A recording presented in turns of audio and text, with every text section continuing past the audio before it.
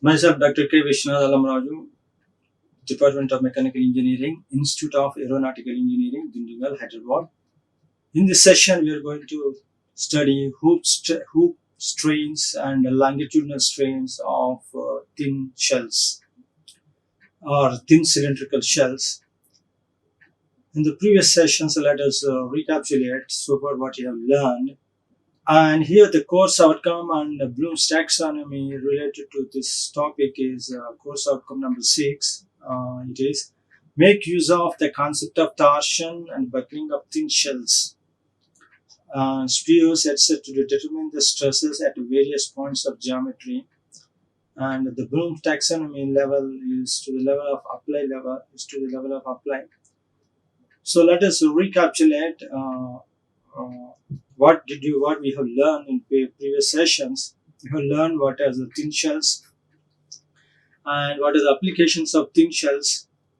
The application in relation to the application of thin shells, the thin shells are highly useful to store the fluids such as gases and liquids at various pressures.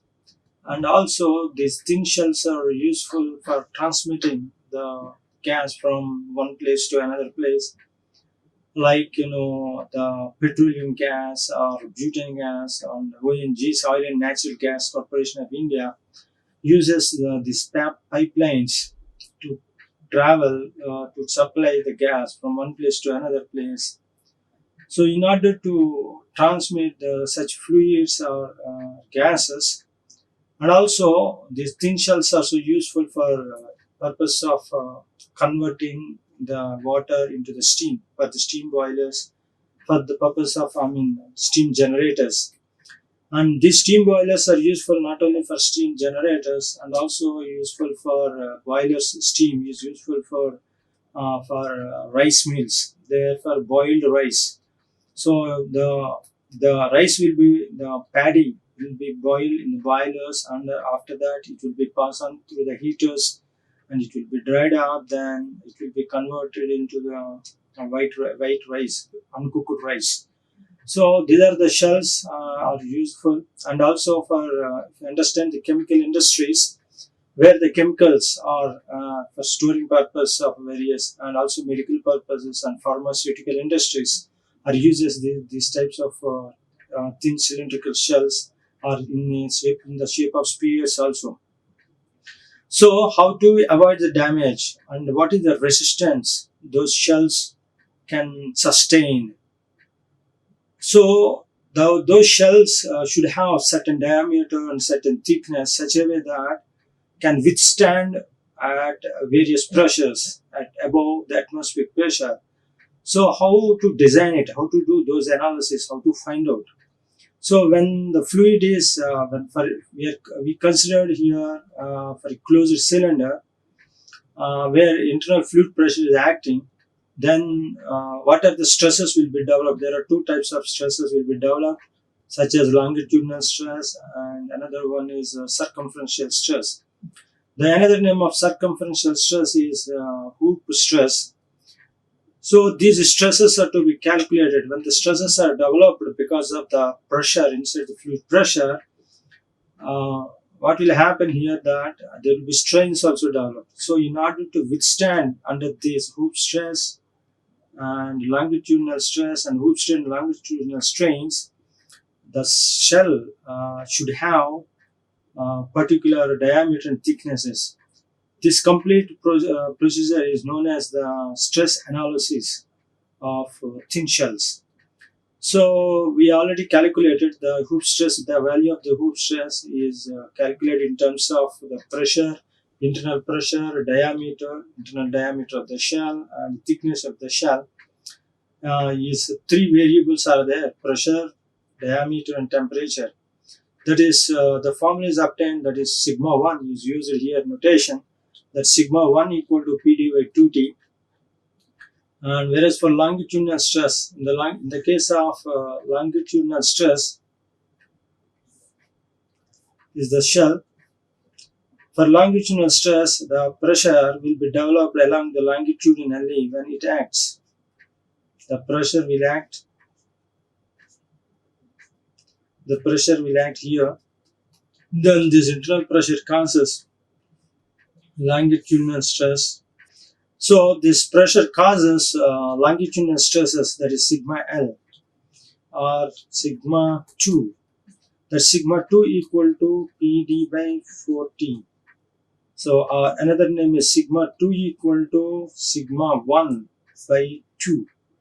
What is that sigma 1 here? That is the hoop stress. Sigma 1 value is the PD by 2T by 2 times.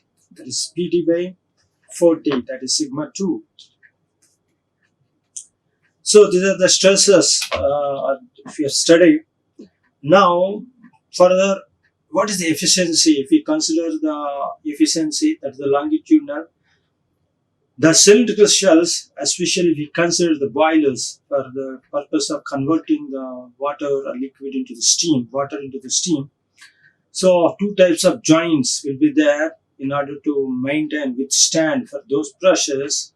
There is a longitudinal joint and another one is called hoop joint or circumferential joint. So these joints are having certain frequency, that is longitudinal efficiency and circumferential efficiency.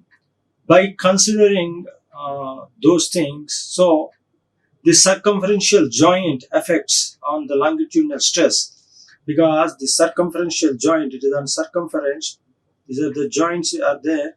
So the circumferential joint and another one is a longitudinal joint.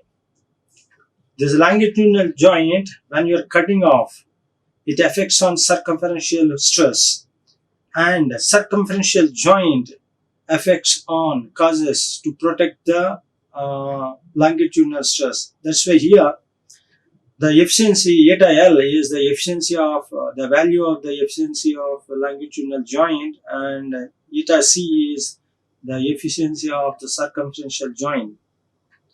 Then the circumferential stress, that is sigma 1. In circumferential stress, what will be come into the picture? That is the longitudinal efficiency comes. That's PD by 2T times eta L. PD by 2T times eta L. And the longitudinal stress is, longitudinal stress, we know that PD by 40.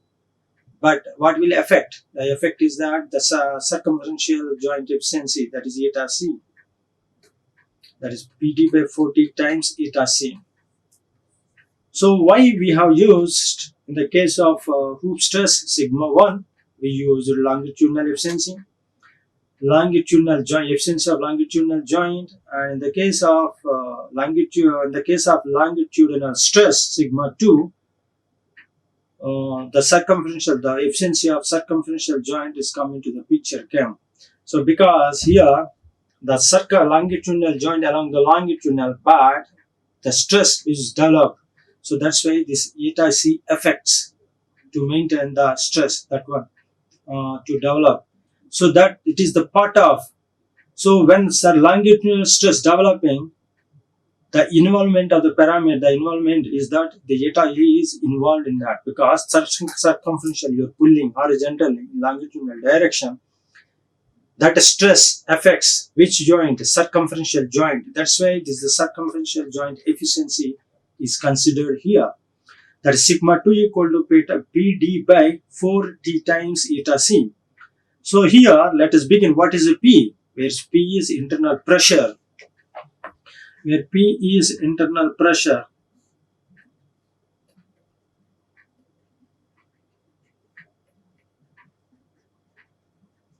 And D is internal diameter. Internal diameter.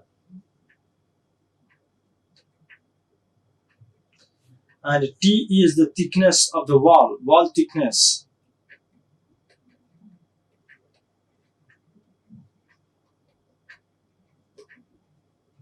And eta L, that is efficiency of longitudinal joint. Now, similarly, our notations for longitudinal stress, that is PD by 40 times eta C. What is the P? P is the internal pressure, that is the fluid pressure. D is the internal diameter. This is the D. This is internal diameter, and here it is thickness T.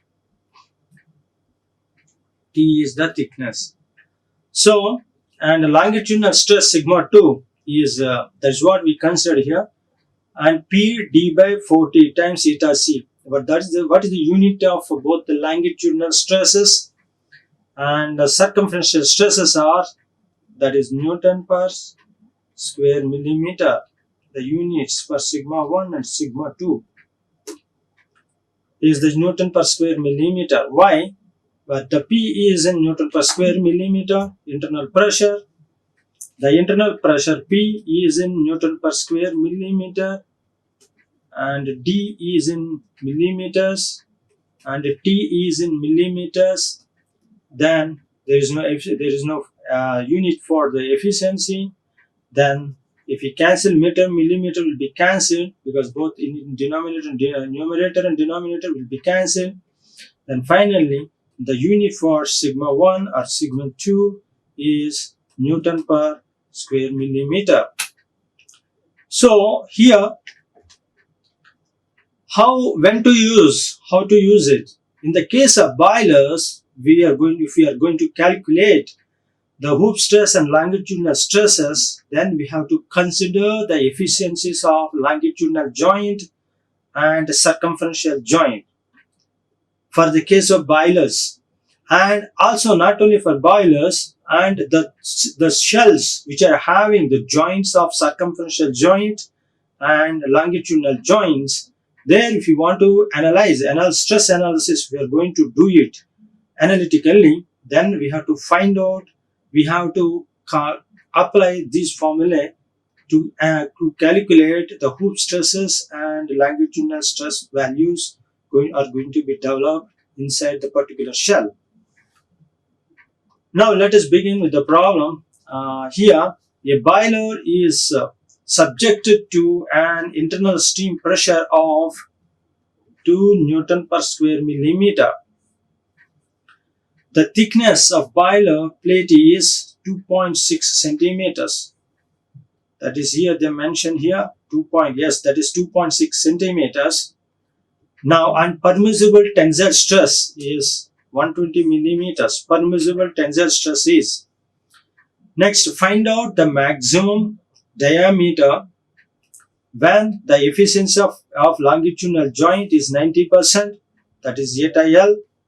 90%. It is in percentage form 90%. It is in factors 0.9. And that of the circumferential joint is 40%. 0.4, and permissible tensile stress is 120 Newton per square millimeter. In case of a joint, now here it is 2.6 centimeters, that is 26 millimeter. 26 millimeters. So it is a permissible tensile stress is 120 Newton per square millimeter. Permissible tensile stress is 120 Newton per square millimeter. Now this permissible tensile stress, what is the meaning of this permissible tensile stress? Is this circumferential stress or is this longitudinal stress? Which stress we have to consider this permissible stress value is? Now here we consider that based on the data was here given, a boiler directly mentioned. So, and the data also mentioned related to the joint, the efficiency of a longitudinal joint and the circumferential joint, so that we have to use the formula for sigma 1, that is the hoop stress sigma 1 equal to PD by 2T times efficiency eta L, and the sigma 2 equal to, that is longitudinal stress equal to PD by 40 times eta C. Now, we have to find out the maximum diameter. What is the maximum diameter comes from here? The maximum diameter comes from where? That is the hoop stress, circumferential stress. That is sigma 1. We will apply here both values, we will consider it. Sigma 1 is the given permissible stress, and also sigma 2 will consider as the permissible stress. Now here the sigma 1 equal to, that is a circumferential stress equal to, the circumferential stress is such a way that it involves the internal fluid pressure, the diameter and the thickness of the wall, and also the efficiency of longitudinal joint. So that sigma 1 equal to PD by 2T times eta L. Now substitute here, considering permissible tensile stress is nothing but, that is 120 Newton per square millimeter is considered as the circumferential stress, that is sigma 1 in the place of, now this permissible tensile stress become the sigma 1 as the that is circumferential stress, but that is 120 equal to, substitute here P, that is the 2 Newton per square millimeter. Here that is here 26 PD by T, they consider here the given data 2.6, it is nothing but here 2, we consider that 2.6 means, yeah, that is 20 millimeters, or you can use it directly. Now here, that is Newton per square millimeters, you may be, that is 120 Newton per square millimeter equal to, what is the P? 2 newtons, 2 times diameter D by 2 times eta L. What is eta L here? 0.9 longitudinal, and T is the 2 centimeters, that is 20 millimeters. Then if you cancel, then D comes in terms of millimeters. That millimeters is 216. Okay, the value may come out, that is 2160 millimeters, or that is 216.0 centimeters. That is, but we need the maximum diameter. Okay, that is 216 centimeters. So we are following the dimensional homogeneity, that's why we substituted all in, if it is Newton per square millimeters, and sigma 1 is in Newton per square millimeter, P is in Newton per square millimeter, and here the T is in millimeters, then the D comes automatically in millimeters, that is 2160 millimeters, that means 2.16 meter. Wow, that is 2.16 meter, the huge large diameter. Now we considering here the maximum diameter for longitudinal stress, that is the diameter for circumferential stress sustainability. Let us find out for longitudinal stress sustainability, to withstand for longitudinal stress.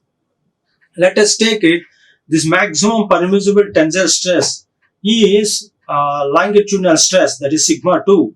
That is sigma 2 120 equal to, here substitute sigma 2 equal to 120 equal to P is permissible tensile stress, that is P, what is the internal fluid pressure is 2 Newton per square millimeter, PD by 0.4 times T, that is 20. Then you will get it how much? 1920, D equal to millimeters, that is 192 centimeters. This is for withstanding the longitudinal stress diameter. Now the longitudinal or circumferential stresses induced in the material are directly proportional to the diameter. Hence the stress induced will be less if the value of D is less. So hence take the minimum value of the D calculated from equation 1 and 2. The equation 1 and 2, what is the minimum value? Before that, what, 2160 centimeters, and the second one is 192. So the maximum diameter of the boiler is equal to the minimum value of the diameter given by the equation, that is among those two values, that is 192 centimeters. So if we withstand 192 centimeters, then suppose if we consider, why we considered 192 centimeters minimum value, the reason is that it should not exceed the stress value.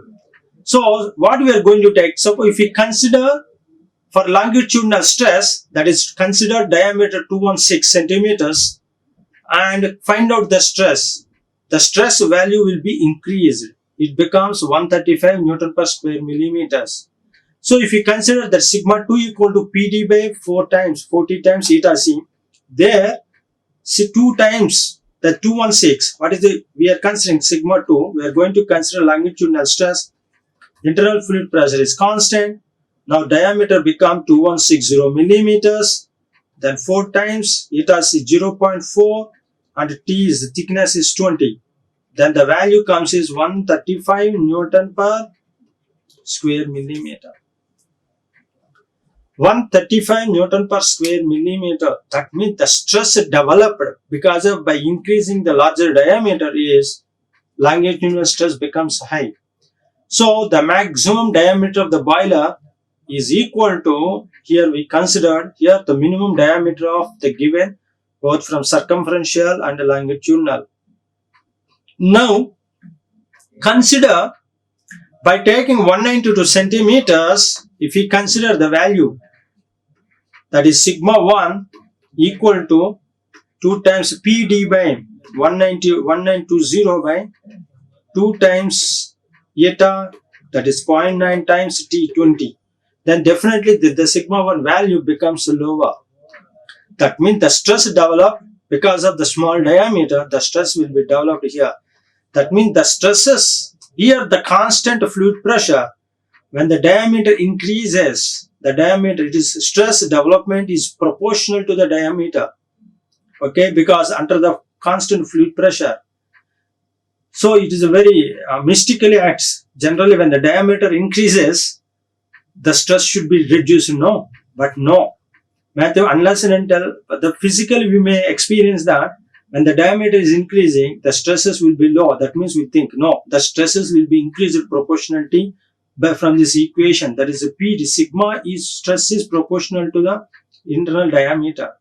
Inner diameter increases, the stresses developed inside the material, inside the walls will be increased. Provided here the circumferential joint efficiency and longitudinal joint efficiencies are given here. The joint efficiency is 90%, circumferential joint efficiency, and the longitudinal joint efficiency is here considered as, that is 40%. So it is so important, is the field problem highly applicable for designing the gas pipelines. That is the outcome from this problem. The application of this problem is that it is a highly applicable field problem considered in order to do analysis or design the pipeline. What is the design of the pipeline? We have to estimate the value of the diameters and thickness of the pipelines. Now, by considering how we have calculated, by considering the joint efficiencies. So, which diameter we have to consider for both longitudinal stresses and circumferential stresses? Here, from the by using circumferential stress, the diameter is calculated as 206 centimeters, and by using longitudinal stress, we considered here the efficiency, 192 centimeters, 192 centimeters. So which one is the optimum? The smaller value. Why smaller value we considered? Right, you go back to the connection between the stress and the diameter, inner diameter. The stress is proportional to internal diameter. So that's why when diameter is small, the stress developed will be small. When diameter is large, the stress will become large. So we want lower stresses should be developed. That's why we consider the smaller value of among those two diameters. That is 192 centimeters. Value of the diameter is considered is the maximum diameter of the boiler shell. Now, how the effect of this internal pressure affects the geometry of thin cylindrical shells. What is the geometry here? The geometry nothing but the diameters and the thickness effects. Because of this, not only affecting how it affects internal pressure, it means in the form of it develops the stresses and also strains. So those strains are known as circumferential strain, longitudinal strain, and one more strain also will be developed, that is called volumetric strain. This longitudinal stresses, a longitudinal strain and a circumferential strains leads to develop the volumetric strain. So let here, this P is already known, some of the notations. The P is related to, noted here, it is the internal pressure of the fluid, that is internal fluid pressure, and the small d is the diameter of the cylindrical shell, that is inner diameter of the cylindrical shell, and T is the thickness of the wall, cylindrical shell, thickness of the wall thickness, where capital E is the modulus of elasticity of the material of the shell, and mu is the Poisson's ratio. Sigma 1 is considered for circumferential stress, sigma 2 is considered for longitudinal stress, and there are three more are there. What are they? These are the things. Del D. There is a delta D for change in diameter due to stresses set up in the material, and delta L is the longitudinal change in length, and finally delta V is the volume, change in volume. These are the notations known so that we will mention, we are going to derive the expressions of the effect of internal fluid pressure on the geometry of a thin cylindrical shell in the language of these notations. Now let us begin. When internal fluid pressure is acting, it is, there are three-dimensionally it will affect, but the thickness of the shell is the thin shell considered. That's why in Z direction it is considered is negligible because it's very small in comparison to other directions. That's why we consider here the strain in longitudinal and circumferential direction. Now that strain in circumferential direction or circumferential strain, that is E1, that equal to sigma 1 by E minus sigma 2 by mu times sigma 2 by E, where sigma 1 is the circumferential stress and sigma 2 is the longitudinal stress. Now this is the three-dimensional we consider, but the point is that this is what we consider, but the point is the thickness is negligible. This part, this journey is considered very small.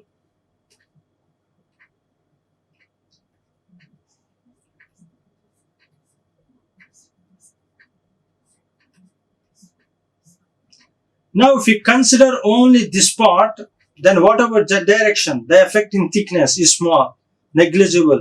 That's why we consider in X and Y directions, X and Y direction, that is in circumferential and longitudinal. The circumferential, if we consider the circumferential strain if we consider, it is in this direction, that is sigma 1, that is sigma 1 BE, strain equal to E1 or epsilon 1, or some of the textbooks is mentioned as hoop strain, or epsilon C, that is circumferential strain, that equal to sigma H by E, that becomes what? Strain, stress by modulus of elasticity. How this formula is derived? From the concepts of solid mechanics from module 1, where elastic constants we considered. Now, this, what is the modulus of elasticity? E equal to stress by strain. Now, strain equal to stress by modulus of elasticity, E. Alright. From that, that's why here in this we are doing in one direction, circumferential direction. Then what happened? There is a direct longitudinality affects. What is the Poisson's ratio? The Poisson's ratio come into the picture. So it comes in longitudinal strain. That longitudinal strain is the sigma H by E, modulus elasticity, minus what happens in another direction. It gives a transverse. So Poisson's ratio equal to lateral strain by longitudinal strain. Then what happens here? It becomes that lateral strain affects no, that is in terms of again. So we'll make it mu times, mu is the Poisson's ratio times, what is this another direction? If one direction is, the direct direction is the circumferential. In another direction, what happens? That is a longitudinal. That is longitudinal stress by E. Here we use hoop stress is sigma 1, that is sigma 1 by E minus mu times sigma 2 by E.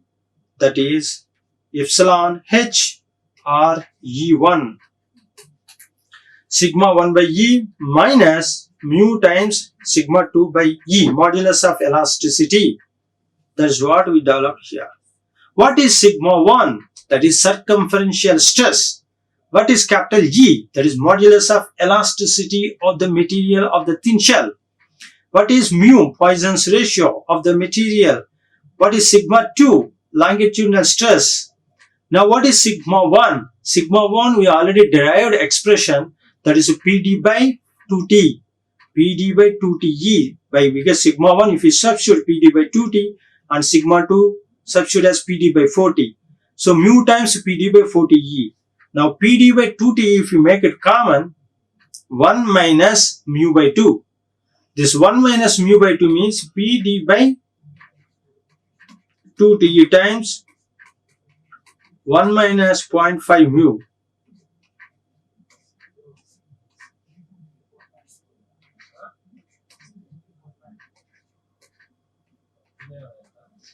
PD by 2TE times 1 minus 0.5 mu. That is the circumferential strain. That is the effect of the fluid pressure inside the shell. It came in the form of circumferential strain. Next, what is longitudinal strain? Now we are applying the pressure directly in longitudinal. That means longitudinal strain in the longitudinal direction minus mu times the circumferential strain. That is sigma 2 by E minus mu times sigma 1 by E. Substitute here sigma 2, that is PD by 4TE, and sigma 1 PD by 2T, that is mu times PD by 2TE. Now PD by 2T equal to 1 by 2 minus mu, that is U2 equal to PD by 2TE times 0.5 minus mu, that is longitudinal strain. This is circumferential strain. Okay, this is what the two strains developed. The combination of these two strains then comes into the picture of the volumetric strain. Now what is a volumetric strain? Okay, so volumetric strain means a change in volume by original volume. Now the circumferential strain, also what is the meaning here? The change in the circumferential strain affects, that is one side. This is one derivation, one expression. This E1 equal to PD by 2T times 1 minus 0.5 mu. So, but the strain will be affected along the direction of the diameter. That is change in diameter by original diameter. How it comes here? Let us see. Change in circumference due to pressure by original circumference. What is the change in circumference? Final circumference means after fluid pressure and before fluid pressure. What is the circumference? After fluid pressure, the circumference will be increased in comparison to the before fluid pressure. That means final circumference minus initial circumference, that is the change in circumference due to fluid pressure, by original, that is the original circumference. Now, what is the final circumference? That delta D will increase. That pi times D plus delta D minus pi D by pi D.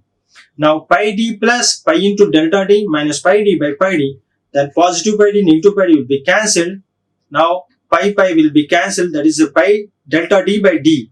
This delta D by D is another circumference. That is another circumferential strain or hoop strain. Delta D by D.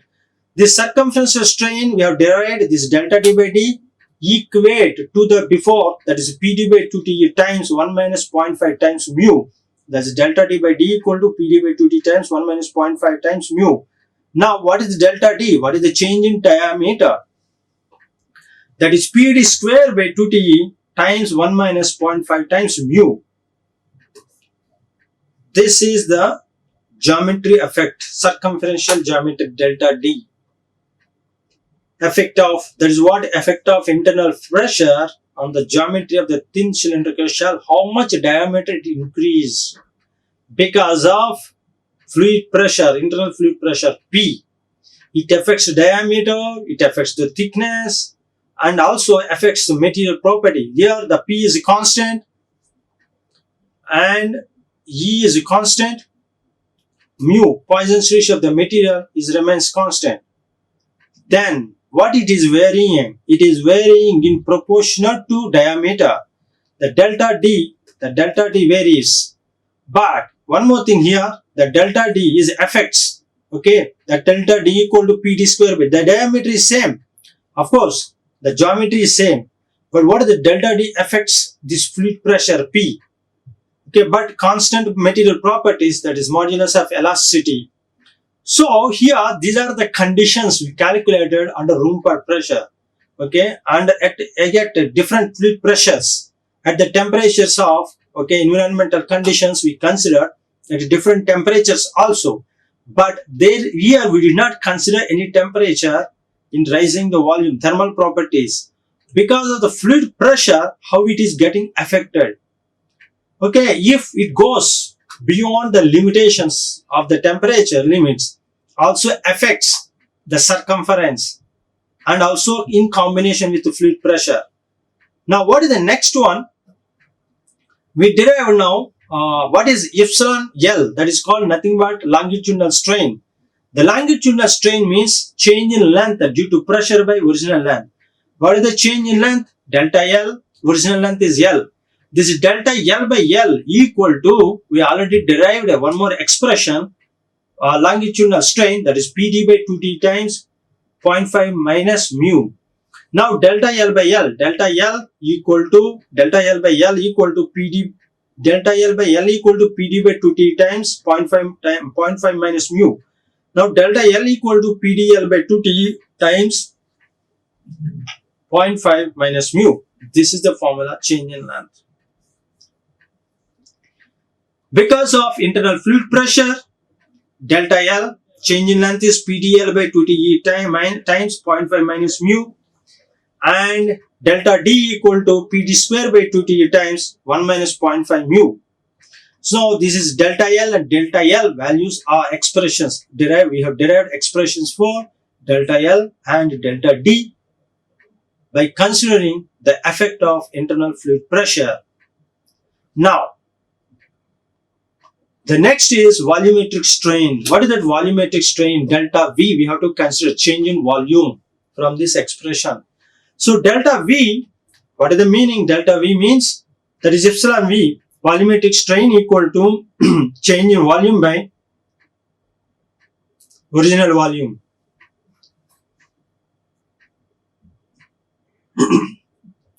Now, what is change in volume? Final volume minus initial volume.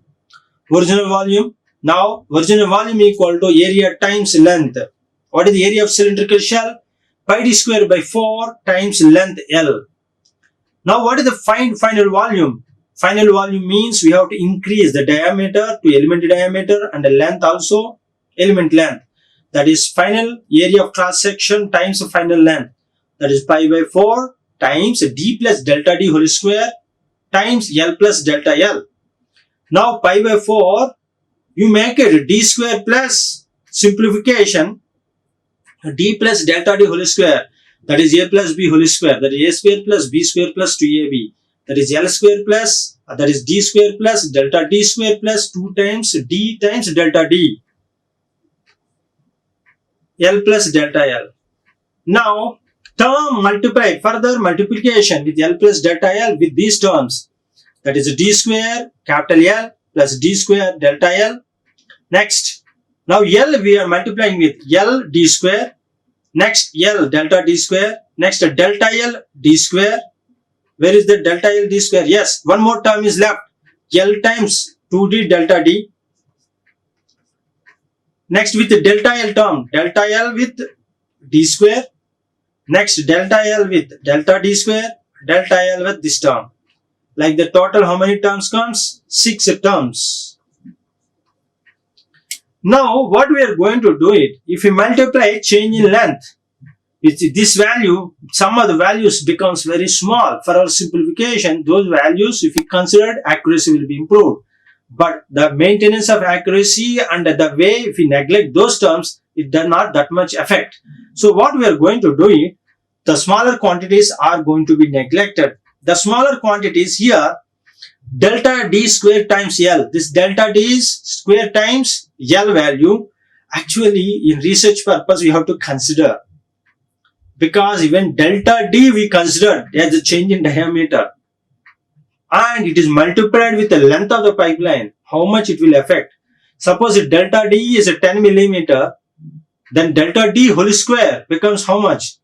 If delta d is 2 millimeters, 2 square times 1 meter length pipe, definitely large effect is there.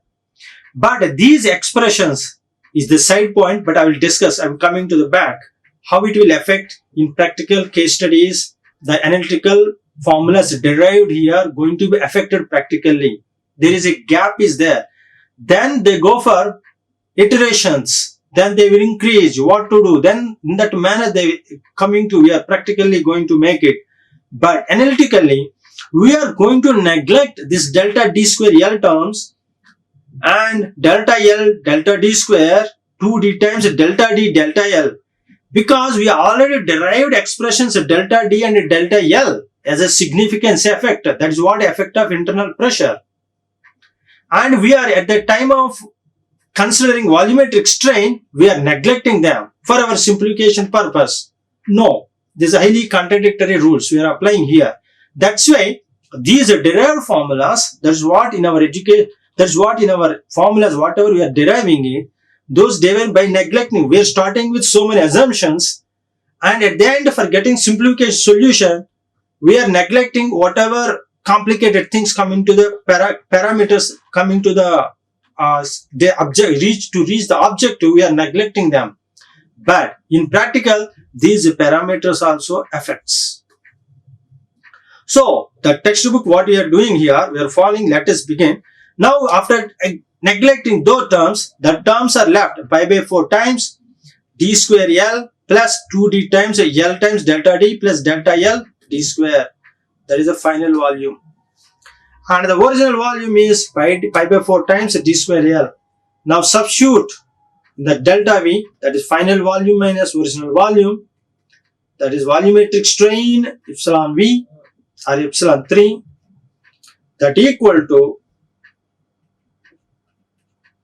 pi by 4 times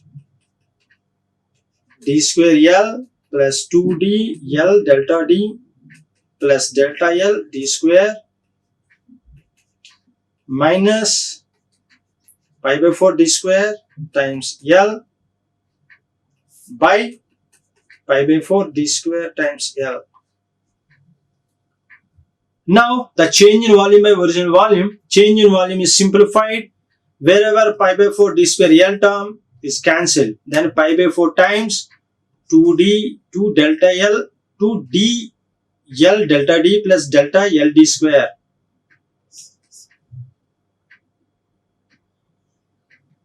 d L delta d. That is the final volume, change in volume and the original volume. Then simplification, pi by 4 get cancelled. Then what we left here, 2d L delta d by d square L plus delta L d square by d square L. D square get cancelled, that is delta L by L. Now next dd L, that means 2 times delta d by d. That is volumetric strain. Now what is this 2 times delta d by d? This delta d by d is what? Circumferential strain. We in this textbook followed as, we follow E3 as volumetric strain, 2 times U1 plus delta L by L is E2. This E2, delta L by L is a longitudinal strain and delta d by d is the circumferential strain. That is what? This is 2 times U1 plus U2. Now this U1, you can also substitute what is the U1, another in terms of internal fluid pressure, internal diameter and thickness. That U1 equal to PD by 2ET times 1 minus 0.5 mu and U2 equal to PD by 2ET times 0.5 minus mu. Now the E3 comes in terms of E3 going to express in terms of internal fluid pressure, internal diameter and thickness. Now PD by 2 get cancelled here, we make it PD by 2ET common first. 2 minus 2 mu by 2 plus 1 by 2 minus, this is the term we multiplied here, plus 1 by 2 times 1 by 2 minus mu. So 2 plus 1 by 2, that is 5 by 2. Now here, mu minus mu, that is 2 times negative mu, that is minus 2 mu. PD by 2T times 5 by 2 minus 2 mu. Now this is volumetric strain. Another thing. Now delta V by V, change in volume equal to PD by 2T times 5 by 2, that is 2.5 minus 2 mu. Now the change in volume, delta V equal to PdV by 2Te times 2.5 minus 2 mu.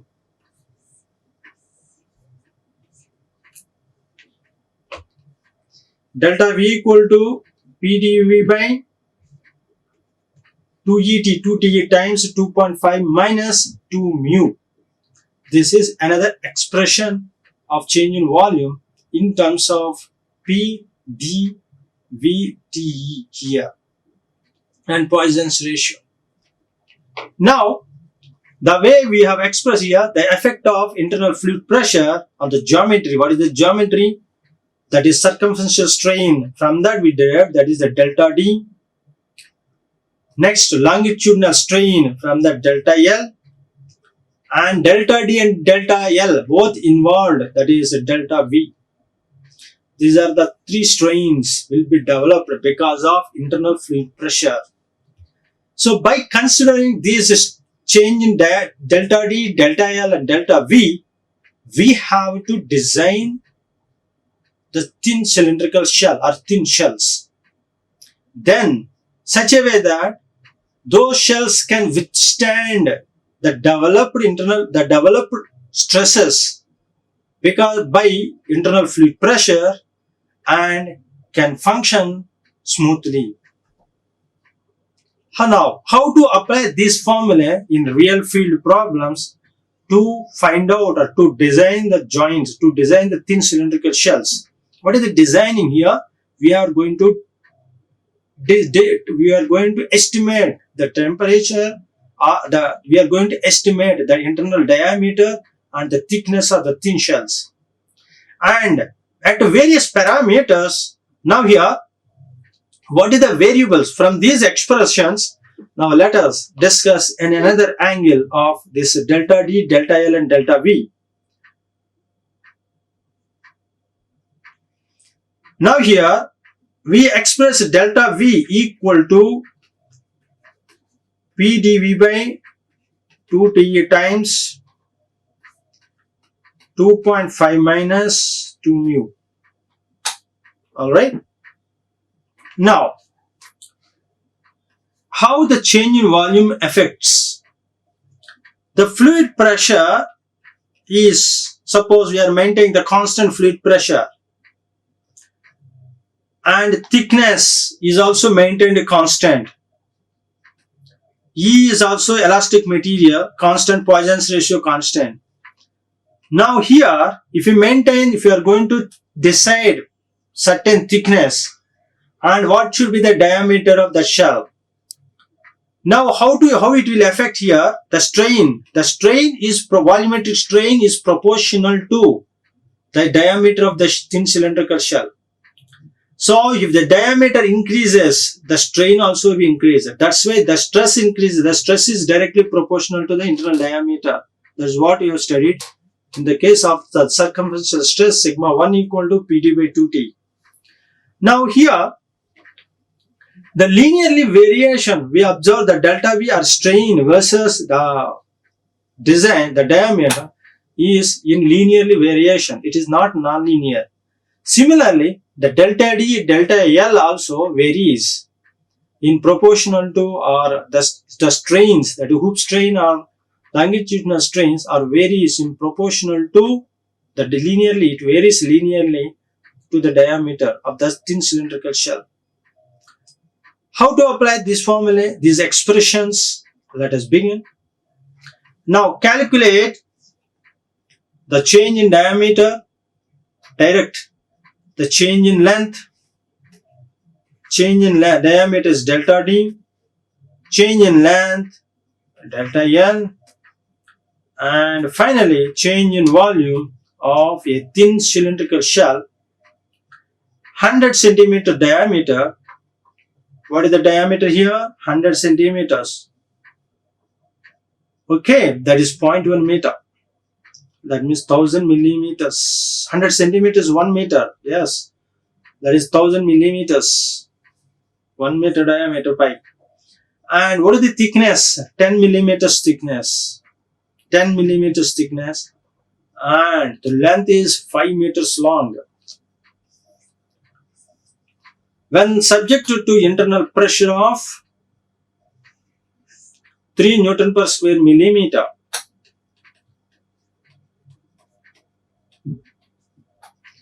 take modulus of elasticity of the material, that is E equal to 2 times 10 power 5,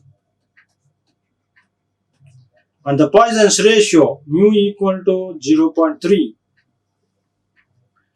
Poisson's ratio mu equal to 0.3,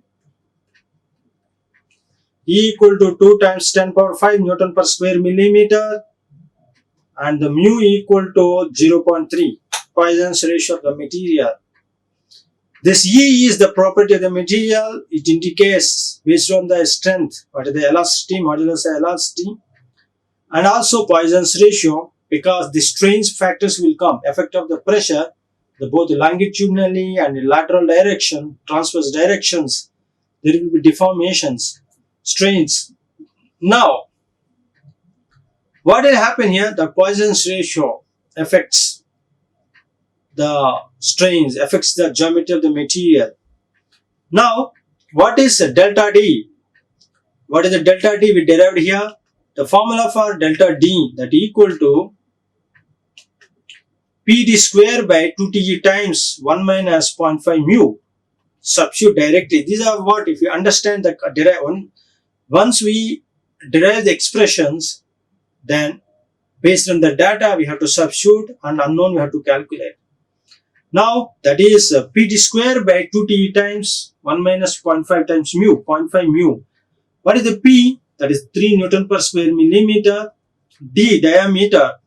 What is the diameter here given? The diameter is 100 centimeters. That is better to make it, better to follow 3 Newton per square millimeter. Here you followed again. D and T going to be cancelled. They made it same units. Now 100 centimeters converted to millimeter, 1000 millimeter. 2TE, 2 times, what is the thickness? 1 centimeter. So that's why he maintained here 1 centimeter, 1 centimeter, centimeters only. So that it will be cancelled. They maintained the pressure same. That is here, what is the T? 1 centimeter is 10 millimeters. E, 2 times 10 power 5 Newton per square millimeter.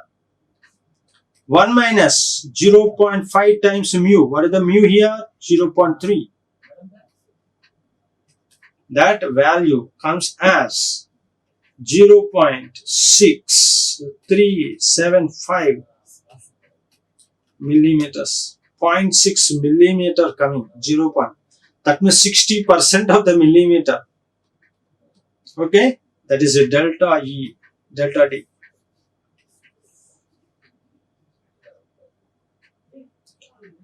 And next, the second objective here. What is the second objective? There are 3 objectives. One is change in diameter, another one is change in length, and final one is change in volume. Now if you know the change in length, change in diameter and change in length, directly we can substitute also. Now here the change in length, that is the express formula is that the expression is that PDL by 2TE times 0.5 minus mu. What is the P here? Delta L equal to change in length. P, that is again 3 Newton per square millimeter. D, 1000 millimeters. L, 5 meters. 5000 millimeters. PDL by 2TE. T, 1 centimeter, 10 millimeters. E, 2 into 10 power 5. 0.5 minus mu, Poisson's ratio, 0.3. if you substitute, because we are maintaining proper dimensional homogeneity, but in the textbooks here I've shown you the units for P is in Newton per square millimeter, D is in centimeters, and L it is in centimeters. So confusion manner, I am showing you textbooks mention. And 2T, T is in centimeters. E, again they change, that is in Newton per square millimeter. This P and E maintain Newton per square millimeter. These are all centimeters. So you'll get confused. Now better you follow all in millimeters, newtons and millimeters. So no confusion. This completely confusion process I'm mentioning here, the way he substituted. The student who is going to read, he get confusion why he substituted. The textbook may be wrong if he's correct like that. So the procedure, the textbook is here maintained, here it is confusion. Follow this, then you will get the same answer, that is 0.75 millimeter delta L. Now, in terms of delta D and delta L, we know the volumetric strain. Directly we can calculate also. Or delta V also you can calculate. Delta V equal to V times 2 times epsilon 1 and epsilon 2. Then again, what is epsilon 1? That is E1 is longitudinal strain, circumferential strain, and E2 is longitudinal strain. So again, what is U1? You substitute again PD by 2GT, delta D by D, all the things. Or delta D by D, if you calculate, U1 comes, delta L by L. You can calculate E3 in that delta V by V, V times, you can make it also. But why should we go for? We know that this expression P dV by 2T times 2.5 minus 2 mu. Now substitute here. That is they maintain here. That is also you can make it substitute another method. Okay. V times 2 times E1 plus E2. What is E1 here? Delta D by D plus E2 is delta L by L. Delta V equal to V times, what is delta D? That is 0. Here they maintained all are in centimeters. You can follow in millimeters also. I'll substitute here. Take it V equal to pi by 4 pi d square. That is pi times 1000 square times L. Then it will come out in terms of cubic millimeter. This is the value of the V. Delta V equal to pi by 4 times d square times L. Next, 2 times delta D by D, that is in terms of millimeters 0.6375 by 1000 millimeters plus 0.75 by 5000. This is delta V. That expression comes in terms of cubic millimeter. And if you calculate in terms of cubic centimeter, this is the expression. 5595.96 cubic centimeters. Alright, this is delta V. So, 3 objectives we have calculated. Delta D, second objective delta L, and the third objective delta V.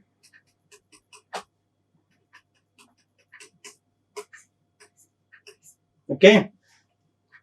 Next, coming to next problem. Next problem is that, okay, as I mentioned before, what is the next method? Let us go for it. As I mentioned, you can also express this delta V by V equal to the formula we expressed here, that is P dV by PD by 2TE times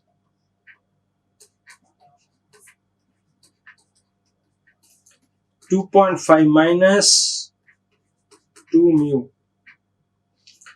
Now delta V we want. What is the V goes here? That is pi by 4 times d square into L.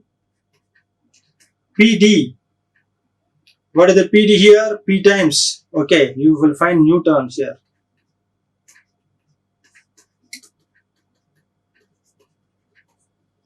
Now, if you simplify it here, pi by 4 times here, pi PD cube by 8 times TEL. Pi PD cube by 8 TEL, pi PD cube L by 8 TE times 2.5 minus 2 mu. This is what delta V formula. Direct delta V. If you substitute here, what is the pi value? What is the P? Now, I am here writing. Delta V equal to pi P. What is internal pressure? P is the 3 T 1000 millimeters, that is 100 pi PD cube. What is L? 5 meters, 5000 millimeters by 8 times T, 10 millimeters E, 2 into 10 power 5, 2.5 minus 2 mu, 0.3. This is another method which we calculated here with the express, that is delta V. Now the same answer will come. The same, that is, but the answer comes in terms of cubic millimeter and convert into centimeters, then the values express same expression comes. Okay, that is another method. So if we derive the expressions, these expressions are highly useful in order to calculate the change in volume and change in diameter and change in length for the same internal fluid pressure and the given diameters and thicknesses for the materials which are having elastic modulus of elasticity and the Poisson's ratio. Alright, next. A cylindrical vessel whose ends are completely closed, is a closed vessel, by means of rigid flange plates, is made of steel plate that is 3 millimeters thickness. Thickness is very small. One more thing, very important, whenever you are solving, we have to check, is this thin shell or thick shell? D by T should be what? Should mean T by 20. The D equal to 20 times thickness. So what is the D here? 100 should be more than, the diameter should be more than 20 times thickness. The D by T, that is equal to 100 centimeters by 1 centimeters. The D by T ratio is 100 here. It is more than 20 times. That the diameter of the shell is 100 times thickness. Yes, the diameter is so large. So if it is beyond 20 times, that is 20, 30, whatever value beyond that, then the shell is considered as a thin shell. So that's why here the shell is the thin shell. We have to check it. If it's for thick shell, these properties won't be, because the stresses variation is not linear.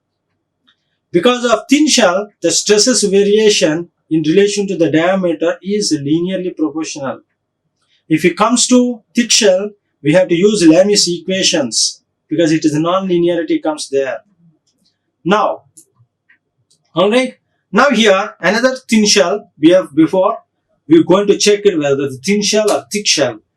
So a cylindrical vessel is having a plates. The end of plates are the thickness is the 3 millimeters. Is the 3 millimeter. The length and the internal diameter of the vessels are, what is the length? It's the 50 centimeters. That is 500 millimeters. And it is 25 centimeters. That means 250 millimeters. Internal diameter and yes, this is the length and internal diameter. It is L and internal diameter. Okay. Now determine the longitudinal and hoop stresses in the cylindrical shell due to an internal fluid pressure of 3 Newton per square millimeter. Yes, here again fluid pressure is 3 Newton per square millimeters in terms of pascals, it is a 3 megapascal. Alright, it's not a small value. You may be thinking that it is 3 newtons per millimeter, square millimeter. It is 3 megapascal, 3 into 10 power 6 Newton per square meters. The value of this pressure is. And also we have to calculate again, begin with increase in length. What is increase in length? It is nothing but change in length. How much it is increased, that is the difference between final and initial lengths. And increase in diameter, delta D, and volume of the vessel, again, delta D, delta L, delta V to be calculated, along with the calculation of longitudinal and hoop stresses, sigma 2 and sigma 1. So how to calculate them? It's very simple. If you remember and understand what you have understood, the derived expressions, we have to substitute in them and get the answers very quickly. Let us begin. So here, very simple problems, but very important, provided if you remember those derived expressions completely. So then only we can calculate these objectives. So here, the Young's modulus E equal to 2 into 10 power 5 Newton per square millimeter. And P equal to 3 Newton per square millimeters, and diameter D is 25 centimeters and L is 50 centimeters. Convert into millimeters. This is 500 millimeters. It is 250 millimeters. It is 0.3 centimeters. Yeah, 3 millimeters. Alright. The Poisson's ratio, mu equal to 0.3. Now let us find out the first objective, the hoop stress, sigma 1 equal to Pt by 2T. What is the P here? 3 Newton per square millimeter. D. Substitute again, you follow the methodology of in Newton per square millimeters, of in centimeters. The wrong procedure which I am showing you here, but your substitute here is very easy here. And D, 25 centimeters, that is 250 millimeters, BD by 2 times T, thickness. The thickness is the, how much here? 3 millimeters. Substitute here, 250 by 2, 125 Newton per square millimeter. That is hoop stress. Alright, and what about longitudinal stress? The longitudinal stress sigma 2 equal to PD by 4T. Again, P value of the P is 3, diameter is 250 millimeter, and 4 times T. What is again T? The value of T thickness is 3. Or half of that sigma 1, that is direct, you can substitute, yeah, right, but okay. 250 by 4, that is 125 by 2 again. That is nothing but 62.5 Newton per square millimeters. Or in another manner, that is Pt by 40 we know. Otherwise, what is sigma 2 equal to? Sigma 1 by 2. Half of the hoop stress. So half of the hoop stress value is 125 by 2. That is 62.5. Another direction. Sigma 2, sigma 1 calculated, and sigma 2 is calculated by using direct formula. Another one is in relation to the hoop stress value. Those are the two objectives completed. Internal diameter, determine the longitudinal and hoop stresses. The next one, delta L, delta D, delta V. Now, what is delta D? You can go for direct substitution. Here, it's so complicated. Again, in terms of sigma 1 by E, sigma 2 by E, that is also okay. Otherwise, we know the formulas. This is one of the method. Let me complete. Here, we followed the methodology in terms of stress. We have expressed, that is sigma 1 by E minus mu times sigma 2 by E. If we substitute, that circumferential strain comes. Then that circumferential strain, that is, we know that delta D by D. Then delta D equal to D times epsilon 1. D times U1. delta D equal to E1 times D. What is the E1 value here? The E1 value is 53.125 into 10 power minus 5. What is the D? 25 centimeters, that is 250 millimeters. Thus, that one also will get it. That delta D becomes 0.133 millimeters.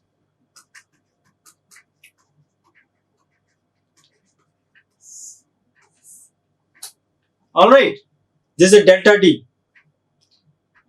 Or delta D can also be calculated directly. If you remember the formula, delta D equal to PD square by 2TE times 1 minus 0.5 mu. Alright, this is the delta D. Yeah. If you substitute P, diameter, T, thickness, and modulus of elasticity, you think, yeah, we know all the values. Directly we can substitute, then we get the delta D. And another, what is the longitudinal strain? That is delta L we want, increase in length. Here also they followed that epsilon 2, that is E2 equal to, that is longitudinal strain equal to sigma 2 by E minus mu times sigma 1 by E. And we know that E2 equal to delta L by L. We know the E2 value, then delta L equal to E2 times L.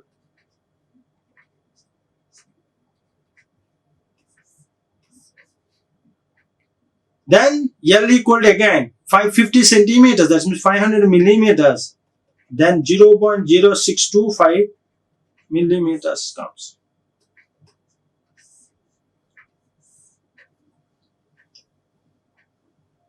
Okay, what is another way of doing? That is PDL by the formula expression. PDL by 2T times 0.5 minus mu.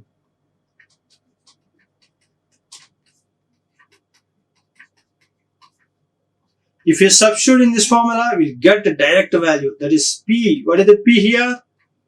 The value of the P equal to 3D and the D equal to 25 centimeters, 250 L, 500 millimeters, 2 times 3, T is 3 millimeters, E. What is the value of 2 into 10 power 5? 0.5 times mu, 0.5 times 0.5 minus mu, value is 0.3. If you substitute and calculate the value, that comes as 0.0625 millimeters. Okay. So, if you remember, direct formula, direct substitution, otherwise you can express from the stresses, that is the applying the principle of Poisson's ratios, that is sigma 2 by E minus mu times sigma 1 by E, that is also good. So, these are the expressions. Now, why he has expressed it, why I know, what is that reason, you know E2 value, the value of the E2 is this one. And the E1 value is this value. What is E3? Volumetric strain. E3 equal to 2 times E1 plus E2. Then E3 equal to delta V by V. Then from that delta V comes. That's what the third expression also. And volumetric strain, we want delta V by V equal to 2 times delta D by D plus delta L by L. Or 2 times U1 plus U2. What is it U1? Here, U2. 2 times U1 plus U2, that is 118.75 into 10 power minus 5. Now, delta V by V, that is E3. Delta V equal to E3 times V. The E3 is 118.75 times 10 power minus 5 times V. So 118.75 into 10 power minus 5 into pi d square by 4 times L. What is that V? Pi d square by 4, pi by 4 into d square. What is the d? 250 square into times L, 500. That is the V. Then we'll get answer in terms of millimeter. Okay, here no, that is change in volume, cubic centimeters, delta V, 13 cubic centimeter. But here if we substitute in millimeter cube, what it comes here, the del V comes 10 power 6 or 10 cube. 1 centimeter equal to 10 millimeters, 10 cube cubic millimeter. That's 29130 cubic millimeter. Delta V. Now, the objectives were calculated in this problem. In this sum, there are 5 objectives. That is hoop stress sigma 1. Another one is sigma 2, longitudinal stress. And the first objective, sigma 1, hoop stress calculated. Second objective is sigma 2 or longitudinal stress. The third objective is change in diameter, delta D. Fourth objective is change in length, delta L. And the fifth objective is, what is the fifth objective? The fifth objective is delta V. Okay, delta L, delta V. These are the 5 objectives calculated in this sum, in this problem. Okay, now the next problem is that a cylindrical vessel is 1.5 meters diameter and 4 meters long, is closed at ends by rigid plates. It is subjected to an internal pressure of 3 Newton per square millimeter if the maximum principal stress is not to exceed how much? 150 Newton per square millimeter. Find the thickness of the shell. Assume we want only thickness. We have to design the shell. That means we have to find out the thickness of the shell. Assume the modulus of elasticity of the material is 2 into 10 power 5 times Newton per square millimeter, and the Poisson's ratio is 0.25. Find the changes again and again. Delta D, S, delta L and delta V. Change in diameter, change in length and change in volume of the shell are to be calculated. So, what are the conditions? If you observe carefully, are given here. The conditions, what the inputs parameters are given here. Here it is, the vessel is having a diameter of how much? 1.5 meters. Just a practical you imagine. It should not be hypothetical. 1.5 meters diameter. That means 1500 millimeters. 1.5 meters diameter, the pipeline diameter. And what is the length? It is the 4 meters long. 4 meters long, it is closed at ends. Both sides are closed. So this much if we consider it, 4 meters, suppose if we consider it, we are assuming it, reduction scale, is completely closed. Okay? By what? Plates. And we have given internal fluid pressure. When we go for this type of things, we are going for this type of data used for testing of the pipelines for certain pressures. The pressure given here is a closed pipe, we have to give it. Then what is the pressure is that 3 megapascal. There is nothing, it is 3 megapascal means 3 Newton per square millimeter. 3 megapascal internal pressure was given externally from external source. Okay, through a gas you can pump and you have to close. Then the maximum principal stress, if the maximum principal stress, what is the maximum principal stresses? Circumferential and longitudinal, these stresses should not be exceeded. The value of how much? 150 megapascal. Alright? Given should not be, but internal fluid pressure is 3 megapascal, but should not be exceeded. Under those conditions, the diameter fixed, the pressure is fixed, and should not be exceeded condition. Under those conditions, what is the thickness of the shell? Yes, that is the point. So, further thickness, optimum design of the thickness, you have to go for it. That is what? Not only that, under this 3 megapascals pressure, what is the change in diameter, what is the change in length, and the change in volume? Alright, under these pressures, that's what the real field. This is what practically testing of the pipelines before going to use, and for the practical purposes, we have to test. Some of the pipelines, if we cross, these are very, destructive testing pipelines. We can't test for every pipeline because no pipeline will get it to use practically. So random pipeline testing will be there. So in random pipeline testing, if you don't get any defect item, you see the methodology we are going in, sample testing methodology, this is called.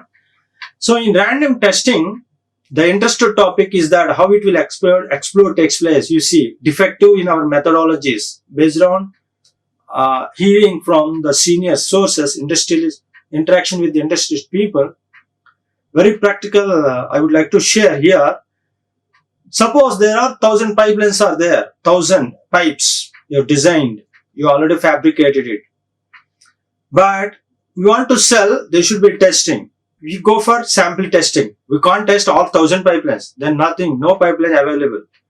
Okay, for use. The sampling, the way by visual inspection, we go for certain pipelines. We choose 3, 2 or 4, not more than 4. Otherwise, huge amount of loss. And each testing also, it is a cost effective. So, each pipeline itself cost effective, and also testing itself more. And this is highly dangerous also. It's highly risk taking. So, we go for testing it. We choose sample among 1,000 pipelines. We'll take around, 5, you can consider it 10 pipelines also. We go for testing. 10 pipelines, we don't test 4 pipelines. No, we go for testing it. The way we have selected 4, those 4 are, suppose by our visual inspection, maybe okay, we tested it. Results comes true. Yes. These limits, it is validated. Okay, all remaining, okay, it's okay. Now, another side of the coin. If those samples what we have chosen is correct, so results came out. Suppose the remaining pipelines, they may be defective pipelines or not, may be there. Then these pipelines are used by assuming based on the data of these 4 samples, we are using remaining 996 pipes we use practically. Can't we think may not be any defective in them? That's why when real purpose comes, is there any catastrophe taking place? Means the methodology which we are considering. The person, the role of the engineer is highly important.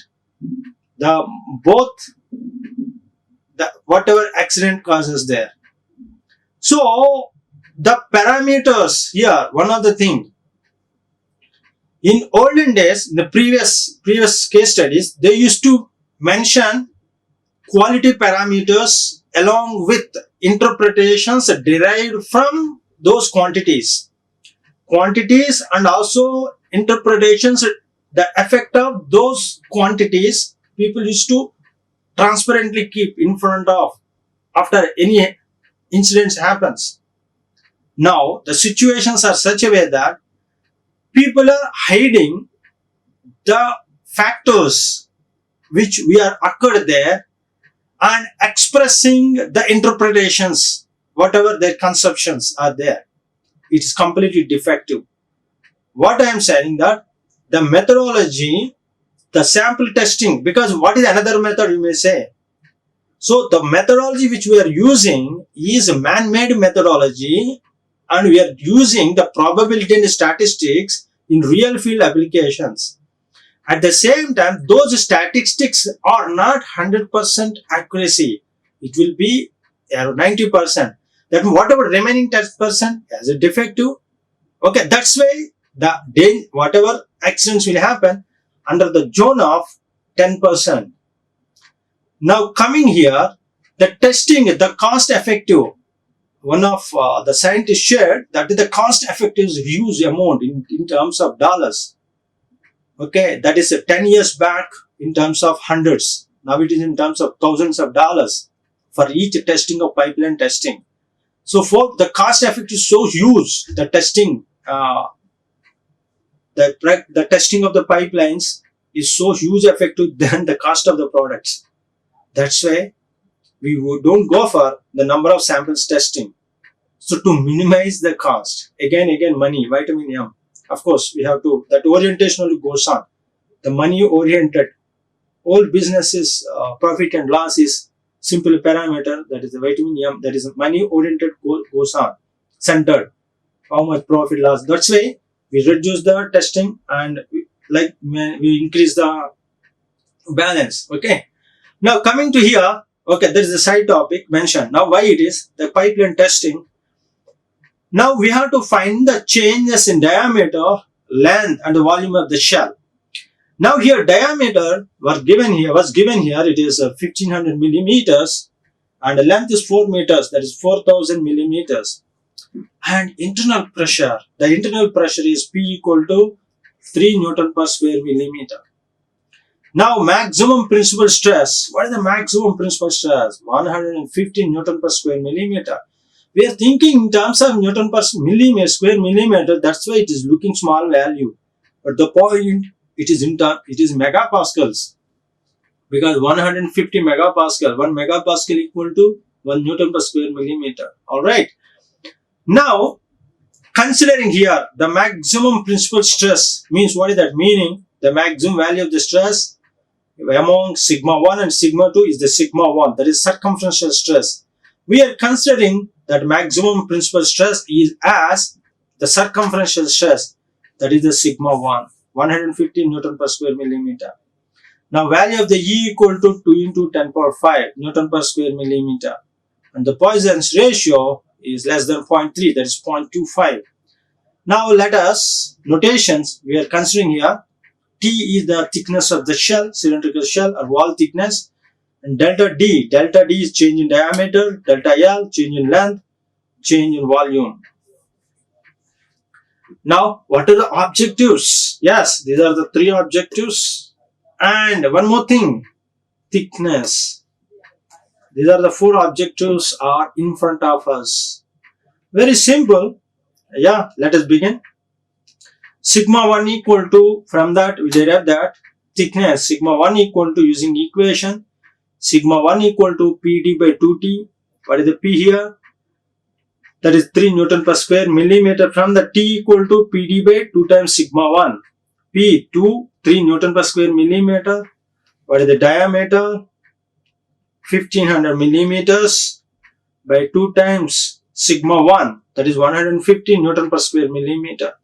Then if we divide, that is the thickness is 15 millimeters. The thickness of the shell should be. Now that is the T1T. You can also derive this, another method. Yes, sigma 1, they consider directly here the maximum tensor, that is the maximum stress that is not to exceed, is considered as 150, that is circumferential stress. Now what is the delta D? What is second objective? Thickness. First objective was achieved, thickness.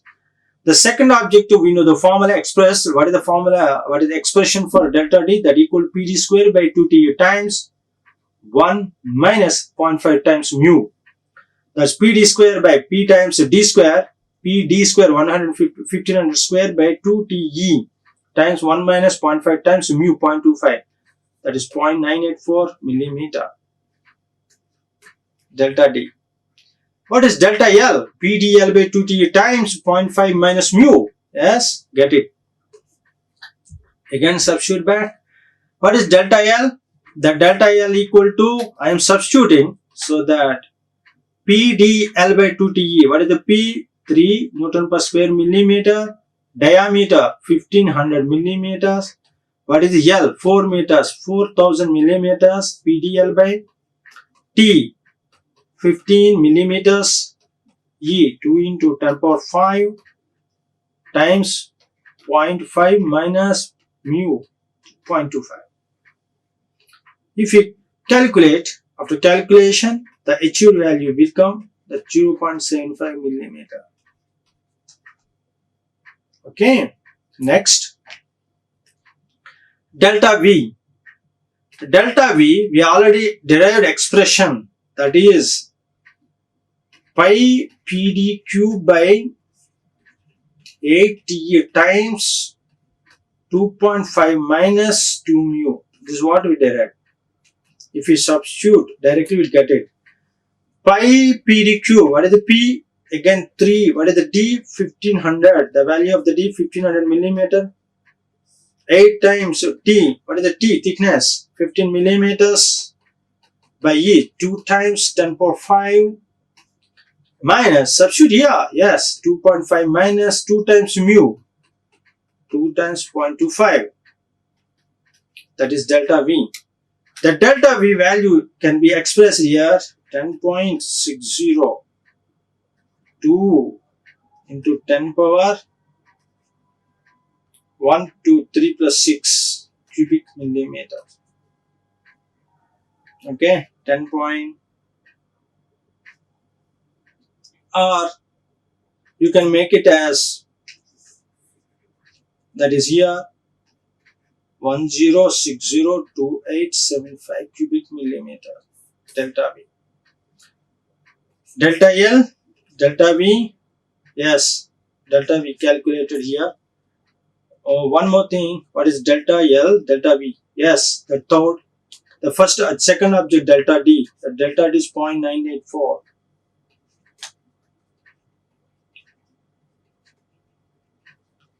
And what about here? T, thickness 15 millimeters.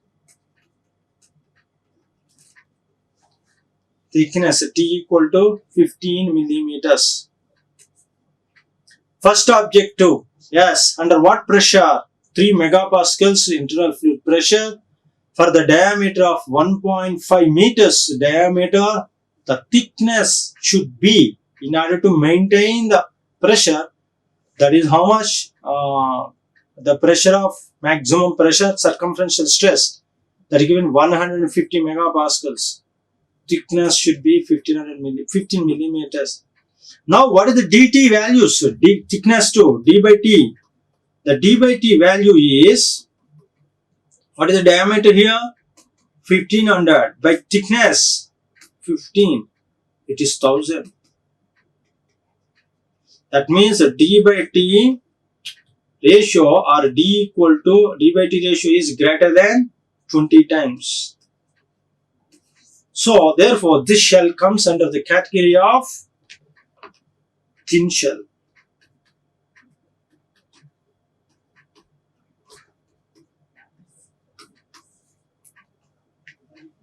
So in that manner we have to solve various expressions. We have to solve the values of delta L, delta D and delta V.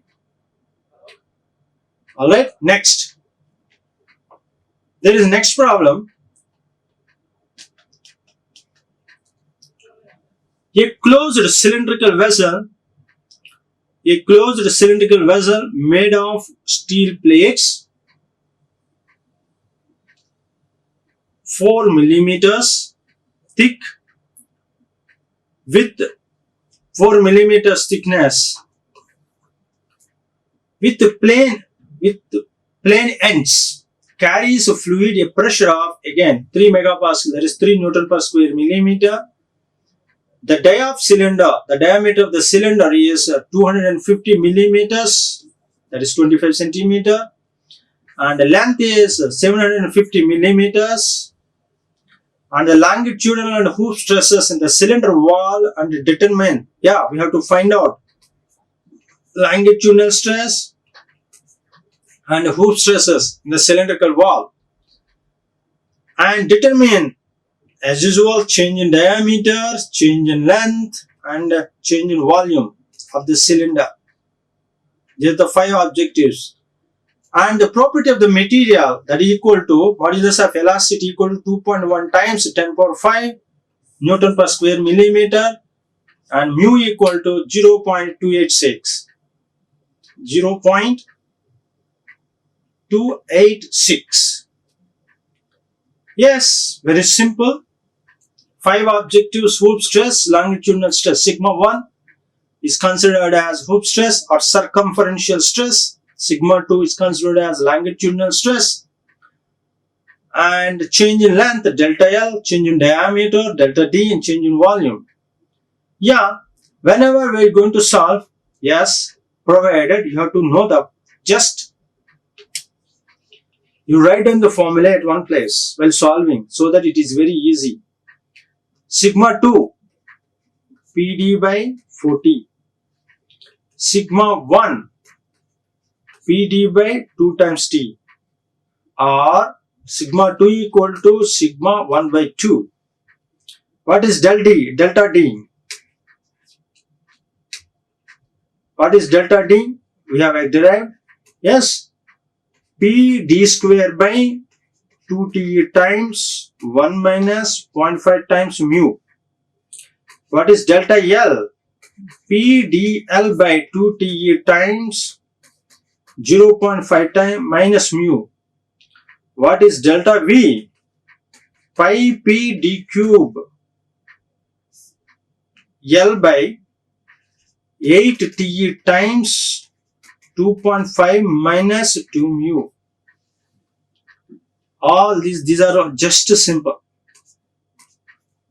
If we know these 5 formulae these 5 expressions, you can solve any type of problem in this thin shells. Yes, you may ask, two more problems are there, 2 more formulae. What are they? By considering the efficiencies of the joint. Very simple. Sigma 1 equal to PD by 2T times. Sigma 1 is the circumferential stress. What will come? Longitudinal joint efficiency. Sigma 2, longitudinal stress. PD by 4T times circumferential joint efficiency. How many are there total? 4 plus 3, 7. These 7 expressions, if we remember, derived expressions, you can solve any type of problem. Comes under the category of the thin shells category. Alright, so simple. Just remember this slide. That's all enough. You can crack any question. Now, coming to here, what is sigma 1? I don't want to touch anything now this time. Let us see. PD by 40, substitute. What is sigma 2? That is longitudinal stress. The longitudinal stress equal to PD by 4 times T. What is the P value? P for internal pressure. Please maintain the dimensional homogeneity. In this expression I have shown in the previous slides, the pressure and stress are in terms of Newton per square millimeter. The diameter and thickness is kept in centimeters. No, that is a wrong way of writing. That is the wrong methodology. Alright, don't follow it. We have to follow homogeneity to maintain.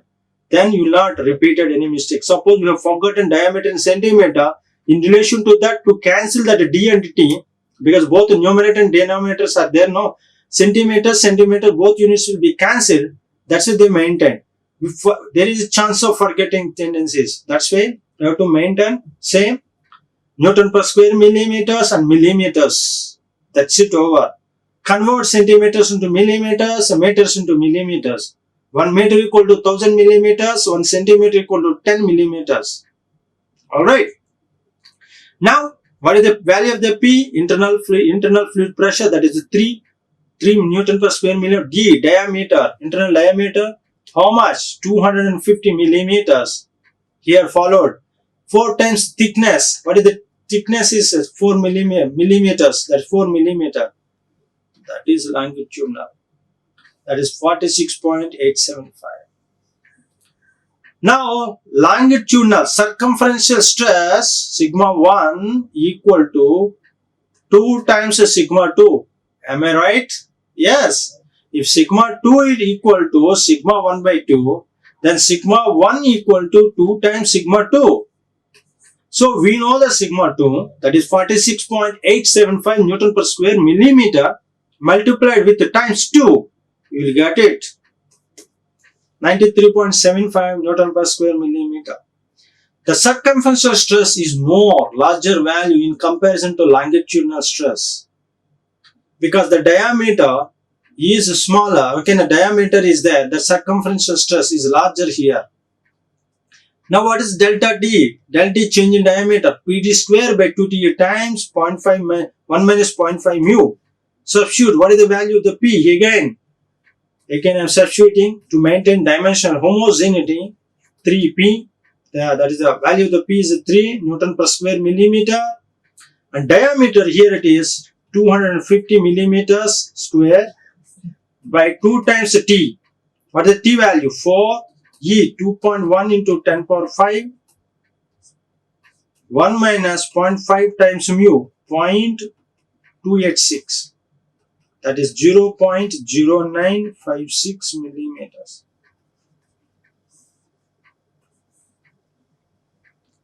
The next, PDL by 2T times 0.5 minus mu, delta L equal to PDL 3 times D, 250 L, 750 millimeters. Is this 750 millimeters length?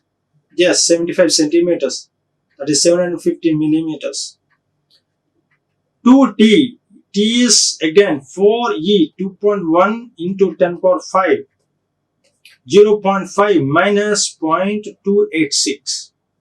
That is 0.0716 millimeters. Next, what is delta V? Always remember this formula, del V equal to pi P d cube L by 8 times TE, 8 TE times 2.5 minus 2 mu. Pi P d cube, what is the pi times P? 3D, 250. PD, what is the D value here? 250 cube. L value 750 by 8 times T. 4E 2.1 into 10 power 5. 2.5 minus 2 mu, that is 0. Mu value 0.286. The value can be obtained as how much? 31680 cubic millimeter. Why delta V is more value in comparison to delta L and delta D? Because delta V is volumetric. It's the combination of 2 times hoop stress, hoop strain, 2 times. Okay, now delta L, and it comes again plus sum of delta L 2 times delta D plus delta V. Delta L also there. That's why the volumetric, that the change in volume is more. Okay. Alright. Next, let us revise. So far we covered all the things. Okay. In previous sessions, in this session, we covered what is the effect of, we began with what is the hoop stress, what is the circumferential stress. For the boiler shell consists of joints efficiency. The joints efficiency is circumferential joint efficiency and longitudinal joint efficiency. By considering them, what are the formulas? What is the formula? The formula is that sigma 1 equal to PD by 2T times eta L, sigma 2 equal to PD by 40, okay, PD by 40 into eta C, circumferential joint efficiency. And after that, the effect of internal fluid pressure. What is the effect of internal fluid pressure on the geometry of the thin shell? In relation to that, we have derived expressions of various expressions we got.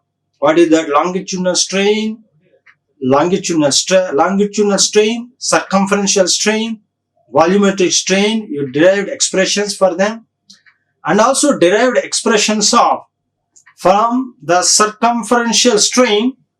We derived expression of change in diameter. From the volumetric strain, from the longitudinal strain, derived the expressions of delta L, change in length, and from the volumetric strain, derived the expression of delta V, change in volume. So total how many? There are 6 expressions are derived from the effect of internal fluid pressure on the geometry of the thin shell. Again, there are 6 expressions. What are they? Number 1, epsilon E1, that is circumferential strain or hoop strain. Number 2, E2, that is longitudinal strain. Number 3, E3, that is volumetric strain. Then U1 derived from change in E1, that is circumferential strain, it came delta D. From E2, the longitudinal strain, that is delta L, was derived. From E3, volume, change in volume was derived. These are the 6 expressions are derived in the session. And one more thing, by using how to apply those expressions in solving the real field problems, we have seen step by step. And finally concluded that if you remember these are the formulae, then we can solve all the questions. The formula here, if you remember, that is sigma 1 circumferential stress equal to PD by 2T. Sigma 2, sigma 1, that is hoop stress or circumferential stress. Sigma 2, what is the sigma 2? That is longitudinal stress. Longitudinal stress.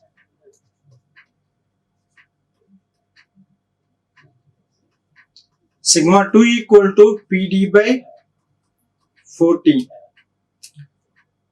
Sigma 2 equal to longitudinal stress equal to PD by 2 times 2T. Now PD by 2T equal to, again, that is sigma 1 by 2. The next expression, what is the P here? Internal fluid pressure. Internal fluid pressure. The unit for internal fluid pressure is Newton per square millimeter. Where is the D? Inner diameter of the cylinder. Inner diameter of the cylinder unit is millimeters. Inner diameter or internal diameter.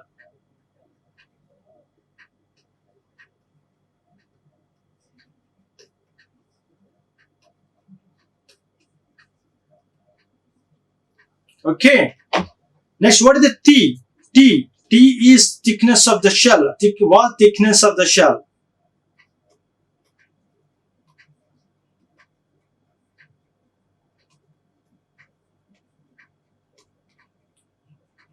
That is unit for that is millimeter. Alright. Now, in terms of circumferential joint efficiency and longitudinal joint efficiency, sigma 1 equal to PD by 2T times longitudinal joint efficiency. Sigma 2 equal to PD by 40 times circumferential joint efficiency. Okay. Next, what is E1? Circumferential strain. The circumferential strain equal to sigma 1 by E minus mu times sigma 2 by E. From that we derived E1 equal to delta D by D. or delta D equal to, in terms of, after substituting sigma 1 and sigma 2 in E1, then that is PD square by 2 times 2E to E equal 1 minus 0.5 times mu. What is U1? U1 is circumferential strain, that is delta D by D, change in diameter by original diameter. E2, that is longitudinal strain.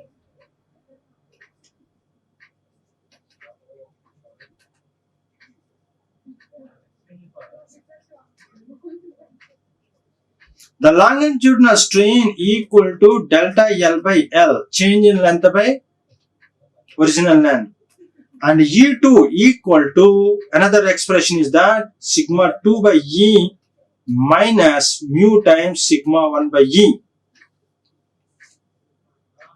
What is sigma 2? Longitudinal stress. What is sigma 1? Circumferential stress or hoop stress. If you substitute in the place of sigma 1 PD by 2T and in the place of sigma 2 PD by 4T, after substituting and deriving, then expression will be obtained in terms of delta L, that is delta L equal to PdL by 2T times 0.5 minus mu. That is the expression for E2, how the longitudinal strain related expressions. Now coming to volumetric strain, E3. E3 equal to delta V by V. Now another expression is that is delta V equal to pi P d cube L by 8 times TE, 8 TE times 2.5 minus 2 mu. This is delta V. What is V here? Area into volume. That is pi d square by 4 times L. Now again there is another related here, delta V. The delta V by V equal to 2 times E1 plus E2. So if we express, after expressing, if we substitute what is PD by 2T, the value of internal pressure, that is circumferential stress and longitudinal stresses in those values, after substituting those relations, then we'll get it finally. Change in volume delta V equal to pi P d cube L by 8 T times 2.5 minus 2 mu. So these are the relation expressions. If you remember thoroughly, we can solve any problem.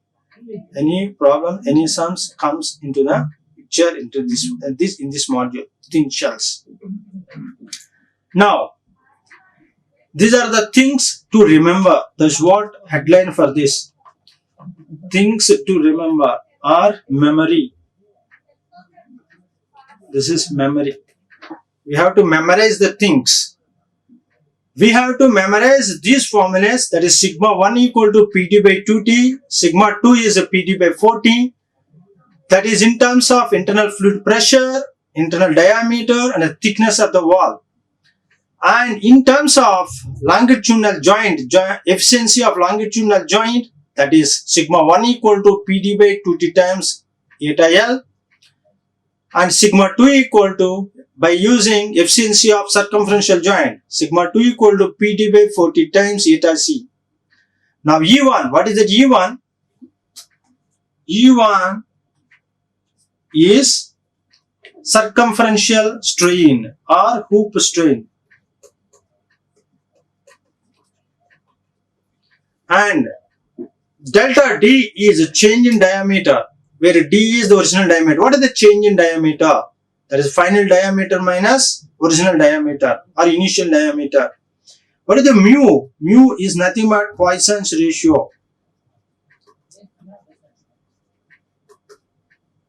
Okay. Next, E2 is the longitudinal strain.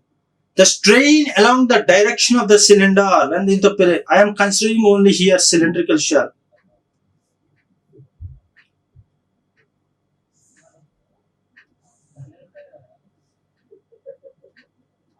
Okay.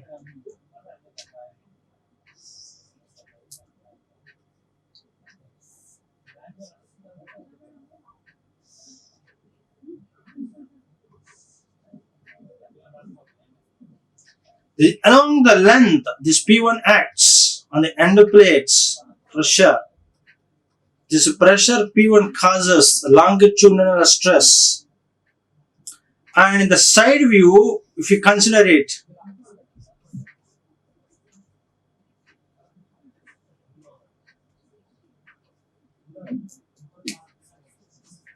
if you consider in the side view, in this part, then this pressure causes circumferential stress. So when the fluid inside the closed chamber, it can act either upward and also along the length.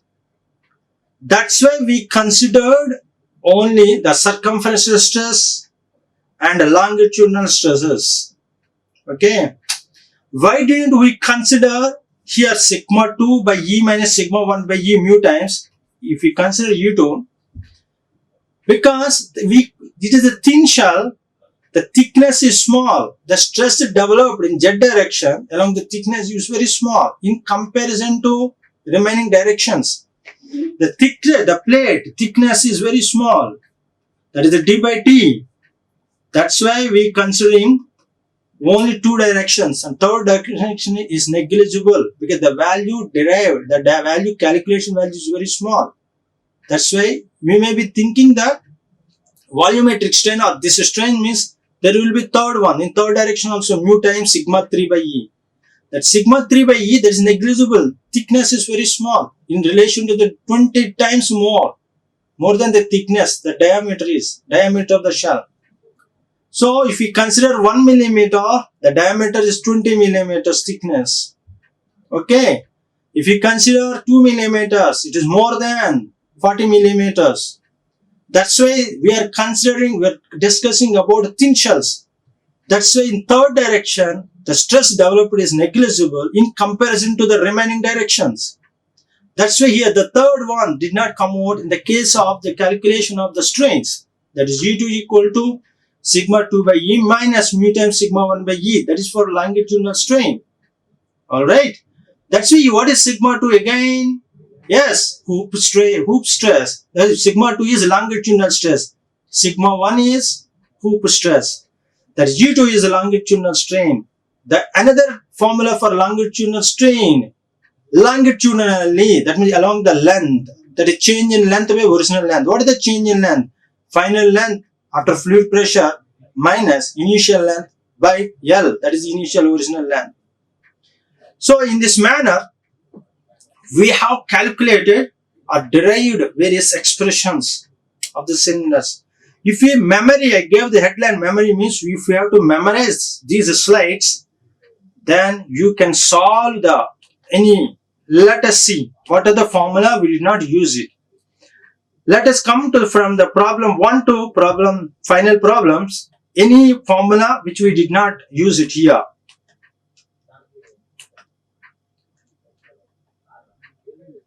Here delta D, that is PD square by 2TE times 1 minus 0.5 mu. Yes, we already.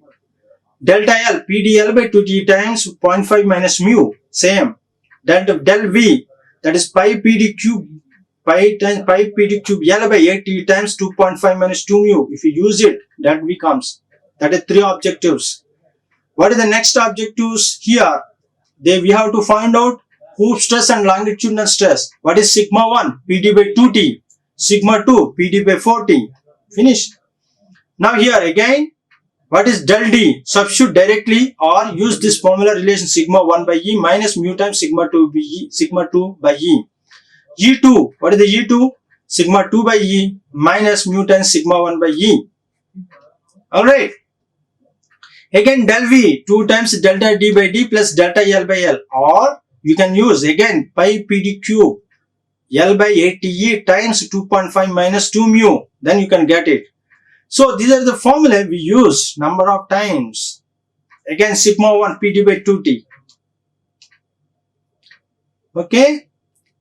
So in conclusion for this session, yes, these are the textbooks were followed, especially mainly followed from R.K. Bansal, because, and also you can follow Ramamratam, very standard book, highly important book, also in detail was expressed. And my suggestion for you to improve your confidence, these sessions help you as initially ignition concepts to understand. But one, you have to solve unsolved problems of these textbooks. You must solve per practice. Then that practice helps. Unsolved problems helps to improve the confidence levels such a way that you can crack any public sector undertaking or gate examination and engineering services very easily. I'm sure. Yes, thank you very much for this session. Like, share and subscribe. Hit the bell icon for more updates.